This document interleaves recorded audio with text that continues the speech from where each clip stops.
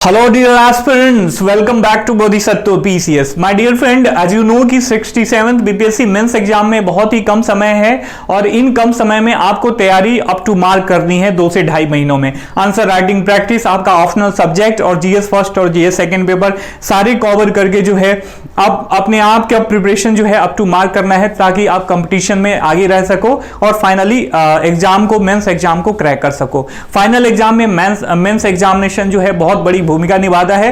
इसमें जितना बढ़िया मार्क्स रहेगा उतना ही आपको अच्छा से पोस्ट मिलेगा और इंटरव्यू में तो कोई नहीं फेल करता है। माय डियर फ्रेंड, मैं आपको बता दूं फॉर योर काइंड इंफॉर्मेशन कि आपको जो है मेंस पे बहुत ज्यादा फोकस करना है। अभी आप कटअप वाले गेम में लगे हुए हो तो बिल्कुल बंद कीजिए। मार्केट में बहुत सारे मतलब मैं क्या बताऊं, मैं कह नहीं सकता, बस आप भावनाओं को समझ जाओ।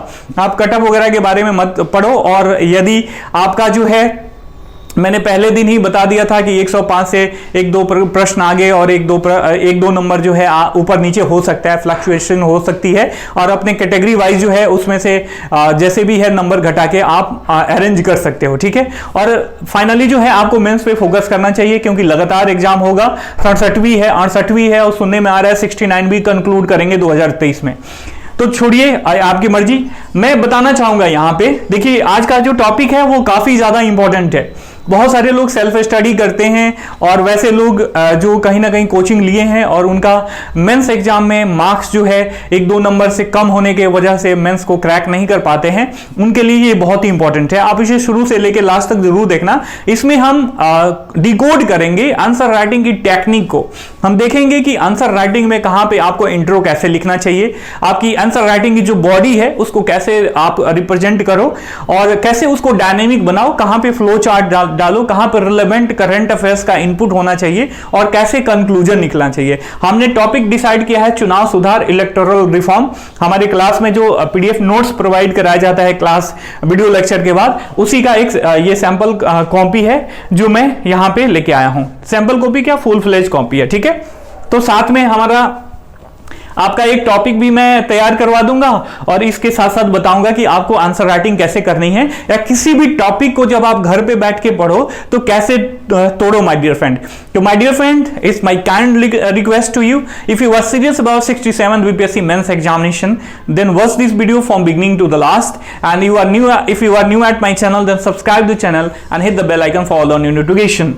देखिए इलेक्टोरल रिफॉर्म काफी इंपॉर्टेंट टॉपिक है। ये करंट के लिहाज से भी हाल ही में इलेक्शन कमीशन ऑफ इंडिया के द्वारा कुछ रिकमेंडेशन आए हैं चुनाव सुधार को लेके और एडीआर का एक रिपोर्ट आया था प्रीलिम्स एग्जामिनेशन की। यदि तैयारी आपने बढ़िया से करी होगी तो आपको ये चीज पता होगा। उसमें बताया था कि जो नवगठित बिहार विधानसभा के सदस्य हैं उनमें 70% ऐसे हैं जिन पे चार्जेस लगे हुए हैं और उनकी पृष्ठभूमि जो है आपराधिक रही है और बहुत सारे तो ऐसे हैं जिन पर सीवियर चार्जेस लगे हुए हैं like rape, murder, attempt to murder, डकैती वगैरह, ये सारी चार्जेस लगे हुए हैं। तो ये लोकतंत्र के लिए, मजबूत डेमोक्रेसी के लिए अच्छी चीज नहीं है। तो अपने आप में ये टॉपिक स्टैटिक पोर्शन के लिहाज से इंपॉर्टेंट तो है ही पॉलिटी सेक्शन में, साथ साथ करंट अफेयर्स के लिहाज से भी काफी इंपॉर्टेंट है। तो आप इसे शुरू से लेकर लास्ट तक जरूर देखना, एक टॉपिक भी आपका तैयार हो जाएगा। और आंसर राइटिंग प्रैक्टिस कैसे करनी है और यदि आप घर पे सेल्फ से तैयारी कर रहे हो तो आपको किसी भी टॉपिक से कैसे किस अप्रोच के साथ डील करना है, ये सारी चीजें आपको पता चल जाएंगी, ठीक है। टॉपिक क्या है, इलेक्टोरल रिफॉर्म। किसी भी टॉपिक को जब आप पढ़ना शुरू करो ना तो पहले उसको तोड़ो कि आंसर राइटिंग। देखिए आपका मेन मोटिव क्या है, मेन मोटिव ये है कि आपका जो नॉलेज है वो काफी ज्यादा रिप्रेजेंटेटिव बने और कम शब्दों में भी उसका जो है बहुआयामी अप्रोच हो, सारी चीजें उसमें इंक्लूसिव हो, तभी तो जाके आपको नंबर मिलता है। आप थोड़ा सा थ्योरेटिकल सोचो, ये चीज थ्योरेटिकल नहीं प्रैक्टिकल सोचो कि किसी भी व्यक्ति के पास यदि 500-500 शब्दों में एक आंसर जाता है, बहुत सारी कॉपियां रहती हैं, आंसर सीट्स रहते हैं, आंसर कॉपी रहती है, तो क्या ये पूरा पढ़ के चेक करता है? नहीं, मुखड़ा पढ़ता है। मुखड़ा इतना इंक्लूसिव होना चाहिए, दैट मींस इंट्रोडक्शन। किसी भी टॉपिक को आपको कैसे पढ़ना है, चलिए पहले एक एक करके बताता हूं। मैं बहुत ही आपको अच्छे तरीके से सलीके से मैं इसको बता रहा हूं, ठीक है। आप इसे शुरू से लेकर लास्ट तक जरूर देखना। देखिए सबसे पहली बात ये देखिए, भूमिका। किसी भी टॉपिक को हम क्या लिखते हैं आंसर राइटिंग में। मान लीजिए आपने टॉपिक डिसाइड किया कि आपको चुनाव सुधार पढ़ना है, तो आप उसको क्या करोगे, आपको जानना पड़ेगा कि चुनाव सुधार है क्या। तो उसमें लिखा क्या जाता है, उसकी भूमिका। तो सबसे पहले उस टॉपिक के बारे में लिखा जाता है जिसको हम इंट्रोडक्शन कहते हैं, उस टॉपिक के बारे में बताना। तो यहां पे किसी भी टॉपिक का इंट्रो 3 तरीके से लिखा जाता है। पहला तो ये हो गया, यदि टॉपिक परिभाषा वाला हो, जैसे मान लीजिए कोई आपसे पूछे कि बायोडायवर्सिटी, दैट मीन्स जैव विविधता क्या है, भारत में और बिहार में इसकी स्थिति क्या है, इसके बारे में वर्णन करें, ठीक है, इसके बारे में जो है विश्लेषण करें। तो देखिए इसमें 3 आयाम शामिल हो गए। जैव विविधता यहां टर्म है एक एनवायरमेंट एंड इकोलॉजी का। तो ऐसे प्रश्न पूछे तो इसका क्या लिखते हैं, डेफिनेशन लिखते हैं, ठीक है। इंट्रो किससे दोगे, डेफिनेशन से दोगे। और ऐसे प्रश्न पूछे चुनाव सुधार, तो ऐसे मतलब टॉपिक का आपको जब आंसर लिखना है ना, तो या तो किसी बड़े व्यक्ति का कोटेशन के साथ उस टॉपिक की शुरुआत करो कि फलाना व्यक्ति ने इस टर्म के बारे में, इस चीज के बारे में ये कहा है, ठीक है। कोट लिखोगे, ये क्यों है, ठीक है, कोट लिखोगे। इसके साथ साथ किसी भी ऑर्गेनाइजेशन का रिपोर्ट आया है, उसके साथ जो है उसका शुरुआत करोगे उस रिपोर्ट का आंकड़ा देके, ठीक है। 3 तरीका होता है, डेफिनेशन, कोट और ऑर्गेनाइजेशन का जो भी आंकड़ा है, किसी भी ऑर्गेनाइजेशन का कोई रेपुटेड संस्था है उसके बारे में, उससे रिलेटेड जो भी डेटा आया है उससे पुट करोगे और अपनी भूमिका को वैलिडेट करोगे, ठीक है माय डियर फ्रेंड। तब यहां पे चुनाव सुधार से रिलेटेड एडीआर की जो रिपोर्ट आते हैं हमेशा, तो ये काफी इंपॉर्टेंट हो जाता है। तो इसमें हम क्या करेंगे, चुनाव सुधार को थोड़ा सा परिभाषित करते हुए एडीआर का रिपोर्ट डाल देंगे, वहां पे कुछ आंकड़ा उसका डाल देंगे ताकि आपकी जो भूमिका है वो वैलिडेट हो जाए। तो इसके लिए आपको करंट अफेयर्स पे बहुत ज्यादा पकड़ होनी चाहिए। मैं थोड़ी सी अपनी मार्केटिंग कर देता हूं, मैं आपको बता देता हूं, रुक जाइए 1 मिनट, आपका ज्यादा समय नहीं लूंगा। देखिए यदि आप हमसे जुड़ना चाहते हो मेंस के प्रिपरेशन के लिए, तो हमारा ये प्लान चल रहा है, हमारा बैच भी फुल होने वाला है, जल्दी हम एडमिशन बंद करने वाले हैं। ये प्लान है हमारा 67th और 68 बीपीएससी मेंस के लिए। तो 68 को छोड़िए, यदि 67th आपका टारगेट है तो ये हमारा प्रोग्राम है जीएस फर्स्ट और जीएस सेकंड पेपर के लिए। इसमें सारे पार्ट्स कवर कराए जा रहे हैं, like history, polity, economic, geography, statistics मतलब डीआई, ठीक है, जो भी पार्ट्स है, करंट अफेयर्स में international relation, science and tech, economy, जो भी पार्ट है ये सारी चीजें कवर कराई जा रही हैं। इसमें करंट अफेयर्स में हमारा टारगेट है 300+ टॉपिक का, छोटा और बड़ा सब मिला के, ठीक है। ये इसका जो चार्ज है मात्र इतना है 2100 रुपये। यदि आप हमसे जुड़ना चाहते हो तो ये 98 10 63 88 05 या 97 170 58 805, मैं यहाँ पे नंबर लिख दे रहा हूं, 98 10 63 88 05, ये हमारा नंबर है। आप इस पे व्हाट्सएप या कॉल करके जो है इससे जुड़ सकते हो और अपने प्रिपरेशन का स्पीड और स्टैंडर्ड दोनों मेंटेन कर सकते हो। क्वालिटी से, यदि आप हमारा क्वालिटी चेक करना चाहते हो कि हम कैसे मटेरियल प्रोवाइड कराते हैं, तो एक तो पीडीएफ का सैंपल मैं आपको टॉपिक वाइज अभी बताऊंगा ही, नीचे वीडियो के डिस्क्रिप्शन बॉक्स में कुछ वीडियो लेक्चर पड़े हुए हैं, आप उसे फॉलो करके जो है, आप उसे देख के आप हमारा जो है क्वालिटी चेक कर सकते हो।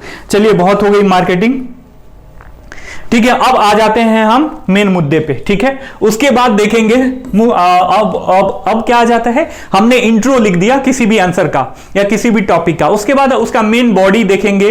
जैसे चुनाव सुधार है तो चुनाव सुधार की आवश्यकता क्यों है, और अभी तक चुनाव सुधार को लेकर इलेक्शन कमीशन ऑफ इंडिया, विभिन्न न्यायालयों के द्वारा या सरकार के द्वारा क्या क्या चीजें की गई हैं, ठीक है, ये देखेंगे। और उन प्रयासों को कितने चरण में बांटा जा सकता है ताकि जो है आसानी से हम स्टडी कर सके और अंततोगत्वा निष्कर्ष लिखेंगे, ठीक है। अब हम देख लेते हैं, ये हो गया। किसी भी टॉपिक को आप पढ़ो ना तो ऐसे बांट दो तब पढ़ो, क्योंकि उससे होगा क्या, आपका अप्रोच जो है एकदम खंडित विखंडित हो जाएगा, मतलब उसमें डायमेंशन बहुत जुड़ जाएंगे। और क्वेश्चन चाहे सीधे पूछे या पीछे ऐसे नाक जैसे घुमा के ऐसे पीछे से पूछता है ना, नाक पकड़वाता है हाथ घुमा के ऐसे पीछे से उल्टे, वैसे भी पूछे तो किसी भी तरीके, जैसे एक फंडामेंटल राइट से रिलेटेड एक प्रश्न पूछ दिया था क्या पूछा था कि संविधान के द्वारा एक तरफ से तो एक हाथ से फंडामेंटल राइट दिया गया है, दूसरे हाथ से ले लिया गया है। जब हम फंडामेंटल राइट की आलोचना पढ़ते हैं तो उसमें एक ये कोटेशन है, इसी कोटेशन को उठा के उसने क्वेश्चन बना दिया था, BPSC is being smart right now. ठीक है, दिन प्रतिदिन वो स्मार्ट हो भी जा रहा है, होते भी जा रहा है। आप देख रहे हो कितना टाइट शेड्यूल जारी कर दिया गया है। तो बहुत सारे लोग इसमें घबरा गए होंगे, बहुत सारे लोगों को आते हुए भी नहीं कर पाए होंगे उस क्वेश्चन को ढंग से। इसमें है क्या कि आप जो रिस्ट्रिक्शन लगाया गया है, तार्किक प्रतिबंध लगाया जाता है फंडामेंटल राइट पे, उसी के बारे में प्रश्न पूछा गया था। तो ऑब्वियस जो है, अब जो लोग डिकोड करना आता होगा वे लोग बहुत बढ़िया से उस प्रश्न को लिख के आए होंगे और अच्छा नंबर गेन किए होंगे। ठीक है, तो ये सारी चीजें जब ऐसे अप्रोच के साथ पढ़ोगे ना तो ये सारी चीजें ऑटोमेटिक आपको समझ में आ जाएंगी माय डियर फ्रेंड। ठीक है, वीडियो का लेंथ थोड़ा सा भले ही लंबा हो जाए, लेकिन जो आपका बहुमूल्य समय जीवन का और अभी जो समय व्यतीत करोगे, अंततोगत्वा काफी अच्छा सीख के जाओगे मेरे इस वीडियो से। ठीक है, तो इसे शुरू से लेकर लास्ट तक जरूर देखना। चलिए अब देखिए, अब भूमिका कैसे लिखेंगे। मान लीजिए कि आपने कुछ भी लिख दिया, जैसे मान लीजिए कि सुधार प्रक्रिया क्या है। दो तरीके से सुधार ऐसी प्रक्रिया है कि हम गलतियों को ढूंढें और उसे सुधारने के लिए उन गलतियों को कम करें और उन गलतियों को मतलब हटाने के लिए कुछ नई प्रक्रिया अपनाएं और प्रगतिशील थॉट्स के साथ आगे बढ़ें, यही सुधार है। ठीक है, जनरली मैंने सुधार को समझा दिया, लेकिन अब इसको लिखेंगे कैसे। देखिए, हमारा जो चूंकि ये डेमोक्रेसी से रिलेटेड है चुनाव, तो क्या लिखेंगे, जीवंत और मजबूत लोकतंत्र के लिए। ठीक है, प्रतिनिधि लोकतंत्र जो है हमारा, प्रतिनिधि लोकतंत्र, अब बहुत लोग इसको समझ नहीं पाएंगे। जो रिप्रेजेंटेटिव डेमोक्रेसी क्या होती है, रिप्रेजेंटेटिव डेमोक्रेसी का मतलब जब हम अपने जनप्रतिनिधि को, जो हमारा प्रतिनिधि है, हम खुद चुनते हैं और भेजते हैं कि जा भैया तू राज्य में विधानसभा में बैठ जा या सेंटर में लोकसभा या राज्यसभा में बैठ जा और वहां से हमारे ऊपर शासन कर। इसी को बोलते हैं रिप्रेजेंटेटिव डेमोक्रेसी।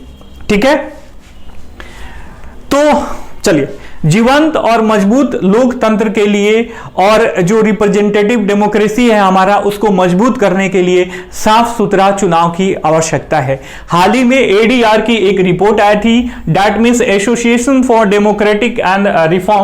डेमोक्रेटिक रिफॉर्म और नेशनल इलेक्शन वॉच के द्वारा जारी आंकड़ों में बताया गया है कि राज्यसभा के 233 मौजूदा सांसदों में से 226 सांसदों पर जो है आपराधिक मामले दर्ज हैं। साथ ही एडीआर ये भी कहता है, जो मैं इंट्रो में शुरुआत में ही बता दिया था, कि बिहार की नवनिर्वाचित विधानसभा 2020 के तकरीबन 70% सदस्यों के खिलाफ जो है आपराधिक मुकदमे दर्ज हैं और ये आंकड़े चिंतनीय स्थिति को दर्शाते हैं और मजबूत लोकतंत्र के लिए जो है ये दर्शाता है कि चुनाव सुधार जरूरी है। अब चुनाव सुधार क्यों जरूरी है इसके बारे में और देख लेते हैं। तो इसको ऐसे लिख देंगे, अब पूरा डिस्क्रिप्शन में नहीं जाएंगे क्योंकि आपके पास जो है लिमिटेड टाइम है और लिमिटेड समय में क्या करना है, आपको सारी चीजें उस एक आंसर में मतलब उसका इनपुट देना है, तभी तो मल्टी डायमेंशनल अप्रोच होगा।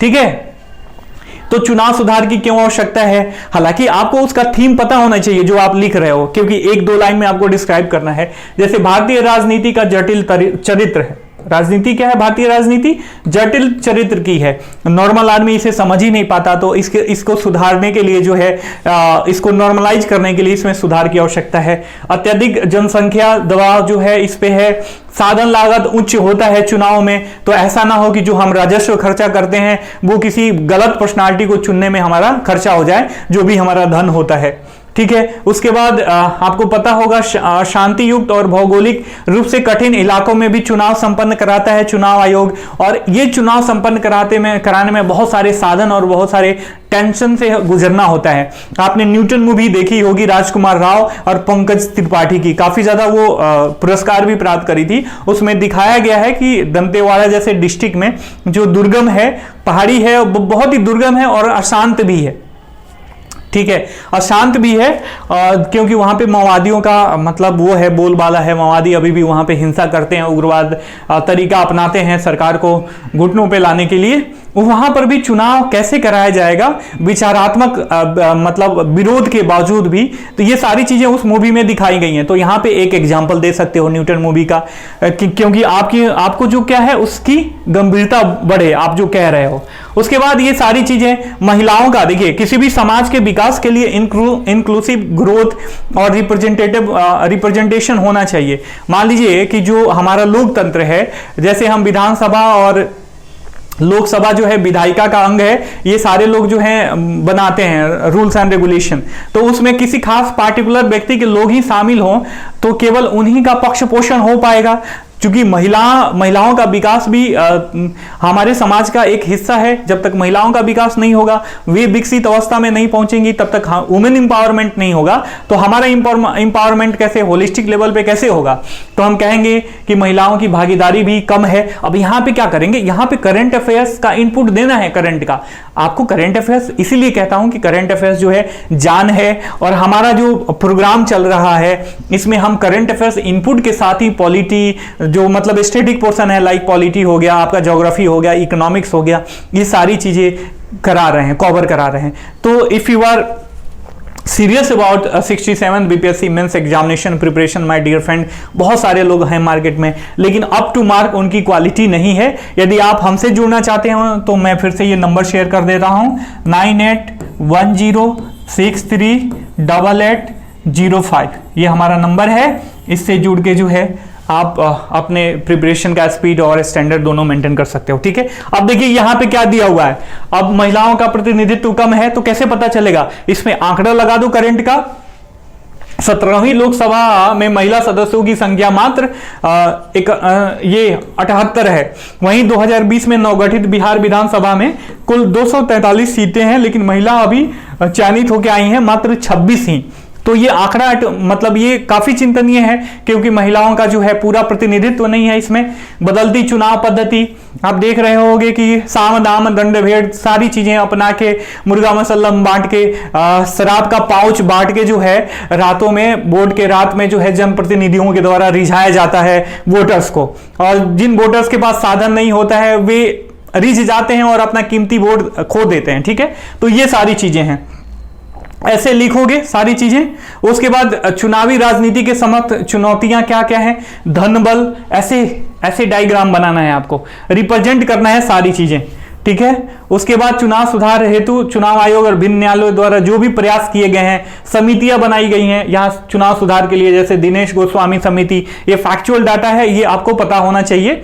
फिर अपराध राजनीति के भी साठगांठ की जांच करने के लिए बोहरा समिति, ऐसे जो भी समितियां बनी हैं मुख्य आप इसको उसमें डालोगे। इससे ये क्या होगा कि सरकार, न्यायालय और जो इलेक्शन कमीशन ऑफ इंडिया है उसके द्वारा क्या क्या प्रयास किए गए हैं। अब देखिए जो चुनाव सुधार हुए हैं इसमें हमने दो पार्ट में इसे बांटा है मैंने, 2010 से पहले और 2010 के बाद। तो 2010 से पहले जो भी चुनाव रिफॉर्म्स, इलेक्टोरल रिफॉर्म्स हुए हैं, मतदाता की आयु कम करना या मतदान की आयु कम करना, ईवीएम का प्रयोग होता है, फोटो पहचान पत्र लाया जाता है ताकि जो है फर्जी मतदाता को रोका जा सके। उसके बाद बहुत अधिक 2 से अधिक निर्वाचन क्षेत्रों में चुनाव लड़ने पर प्रतिबंध लगाया जाता है। किसी भी मतदान के केंद्र के आसपास हथियार ले जाने में प्रतिबंध, बहुत सारी चीजें। राष्ट्रपति पद के लिए चुनाव लड़ने के लिए प्रस्तावकों की संख्या को 50 कर दिया जाता है, पहले कोई भी लड़ जाता था, ठीक है। तो अब प्रस्तावक ज्यादा रहेंगे, तब वैसे लोग नहीं लड़ पाएंगे जो अगंभीर हैं, गंभीर नहीं है, ठीक है। उसके बाद चुनाव ड्यूटियों के लिए कर्मचारियों को बुलाना, जो स्थानीय शासन है, राष्ट्रीय बैंक है, विद्यालय है, सबसे कर्मचारियों को बुलाया जाता है कि पहले जो चुनाव जो है लोकतंत्र का जो रीढ़ है वो मजबूत हो, तभी तो हम सब लोग सरवाइव कर पाएंगे। उसके बाद जब उम्मीदवारों का नामांकन होता है तो उसी वक्त जो भी उनका पृष्ठभूमि है सबके बारे में जो है चुनाव आयोग को बताना पड़ता है, ठीक है। अब 2010 के आसपास एग्जिट पोल पर रोक लगा दिया जाता है, क्यों? क्योंकि पहले ये होता था साइकोलॉजिकल इम्पैक्ट क्रिएट करके किसी भी मतदाता को किसी खास पार्टी की तरफ मोटिवेट कर दिया जाता था कि भैया यही पार्टी जीत रही है तो छोड़ो, क्या मैं दूंगा उसको, ठीक है। मान लीजिए बीजेपी के हैं, तो बीजेपी के बारे में सब लोग कहने लगे बीजेपी जीत रही है, बीजेपी जीत रही है। और कल कोई ये मतदाता सोच रहा था कि मैं कांग्रेस को वोट दूंगा, और कांग्रेस का जो मेंबर है, हाँ मतलब प्रतिनिधि है जो हमारे लिए खड़ा हुआ है कांग्रेस से, उसको मैं वोट दूंगा, वो बहुत अच्छा है, काम भी करेगा। लेकिन जब अगले दिन वो कई दिनों से टीवी देख रहा है, उसमें देख क्या रहा है, एग्जिट पोल के बारे में, बीजेपी जीत रही है, बीजेपी जीत रही है, तो उस पे क्या होगा, एक साइकोलॉजिकल फ्लो के तहत वो बह जाएगा और जाके कहेगा कि मैं अपना वोट क्यों बर्बाद करूं। ऑब्वियस, जैसे हम सब सोचते हैं, ह्यूमन नेचर है, क्यों बर्बाद करूं, ये जीत रहे, चलो इसी को दे दो, भले बढ़िया आदमी नहीं है, ऐसा होता है ना जनरली। तो ऐसे क्यों, इसी को रोकने के लिए एग्जिट पोल पर प्रतिबंध लगा दिया गया था, ठीक है। उसके बाद उच्चतम न्यायालय के निर्देश पर नोटा का विकल्प लाया कि मान लीजिए किसी, जैसे हमारे जो एमसीक्यू होता है, एमसीक्यू प्रीलिमिनरी एग्जामिनेशन में उसे नन ऑफ द एबव दिया रहता है ना, वैसे ही मान लीजिए कि कोई भी पसंद ही नहीं हो हमें, सारे मतलब चोर चकारे हैं जो उठे हुए हैं चुनाव में उस पार्टिकुलर एरिया से, तो हमारे पास उनको रिजेक्ट करने का ऑप्शन तो होना चाहिए। तो नन ऑफ दीज लाया गया, मतलब नोटा लाया गया, नन ऑफ द एबव। फिर VVPAT, that means voter verifiable paper audit trial लाया गया। इसका मतलब ये हुआ कि जब आप वोट दोगे तो आपको एक सर्टिफिकेट मिल जाएगा, एक छोटी सी मशीन लगी होती है, उसी में से इतना बड़ा पर्ची निकल जाएगा कि हाँ भैया तुमने फलाना आदमी को वोट दिया है फलाना छाप पे, तो वो उसी व्यक्ति को तुम्हारा वोट पड़ा है, ठीक है। उसके बाद जागरूकता और प्रचार किया गया। 2011 से 25 जनवरी को राष्ट्रीय मतदाता दिवस के रूप में मनाया जाता है, ठीक है। ये बहुत सारी चीजें हैं, बहुत सारे रिफॉर्म्स हैं, ये सारी चीजें लाई गई। और देखिए अब अक्टूबर 2022 में जैसे मैंने बताया कि कल में जो है चुनाव आयोग के द्वारा रिकमेंडेशन किया गया था चुनाव सुधार को लेके। फ्री बीज आप समझते हो ना, मुफ्त की घोषणा। लोग कहते हैं कि हम चुनाव जीतेंगे तो रेडियो बांटेंगे, फोन बांटेंगे, दूरबीन बांटेंगे और रेबन का चश्मा बांटेंगे, सनग्लास बांटेंगे। तो ये सब क्या है, लोक लुभावने चीजें हैं। तो अब लोगों को बताना होगा कि पैसा कहां से लाओगे। चुनाव आयोग ने ये रिकमेंडेशन किया है, यदि आप ऐसा करते हो तो आपको बताना होगा पैसा कहां से लाओगे। चलिए मान लीजिए आप जीत गए, तो जो पैसा लाओगे वो उसका स्रोत क्या होगा, ठीक है। उसके बाद इसका जो है ओवरऑल स्टेट के या देश के वित्तीय फाइनेंशियल स्टेटस पे क्या प्रभाव पड़ेगा, ये सारी रिकमेंडेशन हमारे द्वारा इसमें ऐड किया गया है। तो हमारी जो मटेरियल है वो काफी ज्यादा अप टू मार्क है। आप हमसे जुड़ के जो है जीएस फर्स्ट और जीएस सेकंड पेपर का पूरा प्रिपरेशन कर सकते हो। और अंततोगत्वा क्या लिखेंगे, निष्कर्ष लिखेंगे कि चुनाव जो है लोकतंत्र की रीढ़ है, तो अच्छा चुनाव होना चाहिए और अच्छे चुनाव के द्वारा जो है चुनाव सही तरीके से होना चाहिए, अच्छा चुनाव नहीं, सही तरीके से चुनाव होना चाहिए और अच्छे व्यक्तियों का जिसमें लोकतांत्रिक नैतिकता हो। जब वे चुन के हमारी विधायिका का हिस्सा बनेंगे तो वे जो है लोकतंत्र के मूल तत्व को समझेंगे और जन कल्याणकारी राज्य की स्थापना करने में मदद करेंगे। और हमारा जो लोकतंत्र है, जिसको हमारे राजनीतिक पूर्वज रहे, ये मतलब जो राजनीतिक पूर्वज थे, उन्होंने जो सोचा था कि आने वाले समय में भारतीय लोकतंत्र जो है विश्व पटल पे विश्व का सूरज बनेगा, तो वे हम जो हैं उनके वादों पर, उनके सोच पर, उनके आशाओं पर खरा उतर सके। तो आंसर राइटिंग ऐसे ही करनी है। आप एक बार मैं और समअप कर देता हूं इस चीज को, बीच में मैंने बहुत चीज अपना प्रचार वगैरह भी कर दिया, ये सारी चीजें। तो देखिए मैं आपको बता देता हूं, ठीक है। आपको लिखना है पहले इंट्रो, मतलब भूमिका लिखनी है। किसी भी टॉपिक को आप पढ़ो तो उसको क्या करना है, पहले इंट्रो लिखना है, उसके बाद बॉडी लिखनी है, उसके बाद करंट अफेयर्स का इनपुट देना है। बॉडी के मतलब बॉडी लिखते वक्त जो भी उसमें आवश्यक पड़े, रिलेवेंसी हो, करंट अफेयर्स का इनपुट दो। और कंक्लूजन जो है हमेशा ही, जो निष्कर्ष होता है, कंक्लूजन होता है, हमेशा ही पॉजिटिव एस्पेक्ट में लिखना चाहिए, जिसे ऑप्टिमिस्टिक अप्रोच के साथ लिखना चाहिए, मतलब आशावादी कंक्लूजन हो। ये मतलब ऐसे ना लोग कहते हैं ना, अंत भला तो सब भला, तो ये आपके आंसर राइटिंग में भी अप्रोच इसका लागू होना चाहिए। आप यदि निगेटिव थॉट्स के साथ वो यदि लिखते हो कंक्लूजन, तो लगेगा अरे भैया ये तो बहुत निगेटिव है, छोड़ो इसको कम मार्क्स दे दो। तो पॉजिटिव थॉट्स के साथ लिखना चाहिए, ठीक है। और करंट अफेयर्स का इनपुट, ये सारी चीजें यदि आप कंक्लूड करके आप अपनी आंसर राइटिंग करते हो तो ऑब्वियस जो है आपको ज्यादा नंबर मिलने की आवश्यकता है। और जो कुछ भी है आप डायग्राम बनाओ, फ्लो चार्ट बनाओ, और ज्यादा डिस्क्राइब करने की आवश्यकता नहीं है। 1 लाइन 2 लाइन चीजों को डिस्क्राइब करो और आगे बढ़ते जाओ, क्योंकि उससे होगा क्या, कम समय में कम जगह में, कम शब्द में भी आप खूब ढेर सारी चीजें लिख पाओगे। आपकी आंसर राइटिंग का अप्रोच डायनेमिक होगा और जो है आपको नंबर भी ज्यादा मिलेगा माय डियर फ्रेंड। ठीक है, फिर से once again I would like to remind you, if you are serious about 67th BPSC mains examination preparation, then you can call and WhatsApp on 9810638805। इसमें जीएस फर्स्ट पेपर और GS second paper का ये holistic preparation है। इसके अलावा आपको कुछ पढ़ना नहीं होगा सिवाय डेली न्यूज़पेपर रीडिंग के। माय डियर फ्रेंड, हम फिर मिलेंगे, तब तक के लिए साइनिंग ऑफ, टेक केयर, जय हिंद, जय भारत।